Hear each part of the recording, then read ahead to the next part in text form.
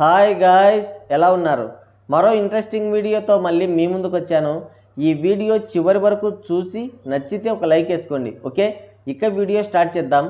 ఎన్నాళ్ళలో వేచిన ఉదయం ఈరోజు నిజమైందని నందమూరి అభిమానులు పాటలు పాడుకుంటున్నారు.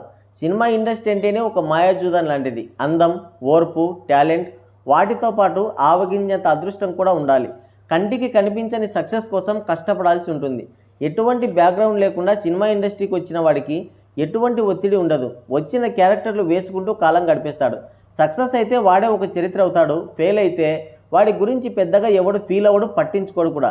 కానీ సినిమా ఇండస్ట్రీలో స్టార్ హీరోగా వెలుగొంది అశేష ప్రజాభిమానాన్ని సంపాదించుకున్న హీరో వారసత్వాన్ని నెక్స్ట్ తరం నిలబెట్టాలంటే చాలా కష్టం. కష్టం అనే దానికంటే కూడా తీవ్రమైన ఒత్తిడి ఉంటుంది. సక్సెస్ అయితే నెత్తిన పెట్టుకునే అభిమానులు, ప్రేక్షకులు చిన్న తప్పటడుగు పడినా సరే అంతకు పదింతలు విమర్శలు చేస్తారు. ఈ ఒత్తిడి మధ్య బాగా నలిగిపోతారు వారసులు. తెలుగు చలనచిత్ర రంగంలో నందమూరి తారక రామారావు గారు ఒక మరపురాని అధ్యాయం. ఆయన లేని ఇండస్ట్రీని ఊహించుకోలేం. తెలుగు సినీ సామ్రాజ్యాన్ని చివరి వరకు నెంబర్ 1గా ఏలారు. అలాంటి నటుడికి వారసుడిగా నందమూరి బాలకృష్ణ ఎంట్రీ ఇచ్చాడు. మొదట్లో తడబడిన తర్వాత నిలదొక్కుని తనకంటూ ఒక సపరేట్ ఫ్యాన్ బేస్ని ఏర్పరచుకొని టాప్ హీరోస్లో ఒకటిగా దూసుకుపోయాడు. సక్సెస్లో ఆయన స్థాయిని ఎంత పెంచాయో చెప్పలేం, కానీ ఫెయిల్యూర్స్ మాత్రం ఆయన స్థాయిని తగ్గించలేకపోయాయి. కంటి చూపుతో ఇండస్ట్రీని శాసించిన స్థాయిని చూశాడు. చౌకబారుగా విమర్శించిన అట్టడుగు స్థాయిని చూశాడు. ఏ స్టార్ హీరో ఫేస్ చేయకూడని విమర్శలన్నీ ఎదుర్కొన్నాడు.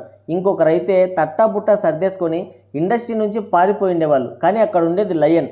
ఊరకుక్కల మొరుగులని చెవిన వేసుకోకుండా తన పంతాన తాను వేటాడింది. మళ్ళీ తెలుగు ఇండస్ట్రీలో తన వైభవం తనకు వచ్చింది. ఇండస్ట్రీలో కథానాయకుడిగానే 50 సంవత్సరాలు పూర్తి చేసుకున్న మొట్టమొదటి హీరోగా నిలబడ్డాడు. ఇప్పటి జనరేషన్ హీరోలకు కూడా గట్టి పోటీనిస్తూ నందమూరి లెగసీని ఇంకా కంటిన్యూ చేస్తున్నాడు. ఇప్పుడు అదే నందమూరి వంశం నుంచి 3వ తరం వారసుని ఇండస్ట్రీకి, అభిమానులకి పరిచయం చేయాల్సిన టైం వచ్చింది. వాస్తవానికి నందమూరి మోక్షజ్ఞని ఎప్పుడో పరిచయం చేయాల్సింది. కానీ వారసత్వ లెగసీని కంటిన్యూ చేయడం అనేది ఎంత కష్టమో బాలయ్య ఆల్రెడీ ఫేస్ చేశాడు. పైగా అఖండ మూవీ వరకు కూడా ఆయన కొంచెం స్ట్రగుల్ అయ్యాడు. అలాంటి టైంలో వారసుడి ఎంట్రీ అంటే చాలా కష్టం. అందుకనే ఆ ఒత్తిడి మోక్షజ్ఞపై ఉండకుండా తనే దగ్గరుండి అన్నీ చూసుకుంటున్నాడు. ఆదిత్య 369కి సీక్వెల్గా ఆదిత్య 999 మూవీ తీసి ఈ సినిమాతో మోక్షజ్ఞని డెబ్యూ చేద్దామనుకున్నాడు. తనే స్వయంగా కొడుకు సినిమాని డైరెక్ట్ చేయాలనుకున్నాడు. కథ మొత్తం కూడా సిద్ధం చేసుకున్నాడు స్వయంగా. కానీ ఎందుకో దాన్ని పక్కన పడేసి డైరెక్టర్స్ వేటలో పడ్డాడు. చివరాఖరికి industry blockbuster movie Hanuman తీసిన ప్రశాంత్ వర్మని ఓకే చేశాడు.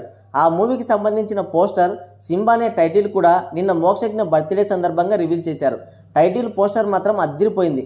ప్రశాంత్ వర్మకి సరైన బడ్జెట్ లేకపోయినా హనుమాన్ లాంటి బ్లాక్ బాస్టర్ మూవీ తీశాడు. ఇక బాలయ్య నిర్మాణంలో సినిమా అంటే దర్శకులకి కావాల్సినంత స్వేచ్ఛ ఉంటుంది. పైగా బాలయ్య కూతురు తేజస్విని నిర్మాత కాబట్టి బడ్జెట్కి అయితే ఎంత మాత్రం కొదువు ఉండదు. ఇదొక super hero movie. Prashanth Varma cinematic యూనివర్స్లో ఇదొక chapter.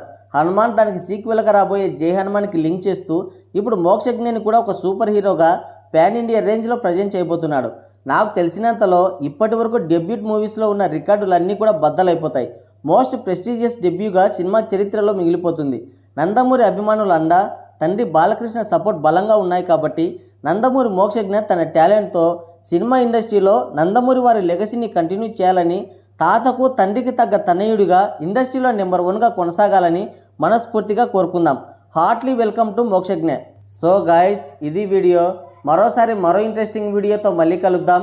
Thank you, take care, bye bye.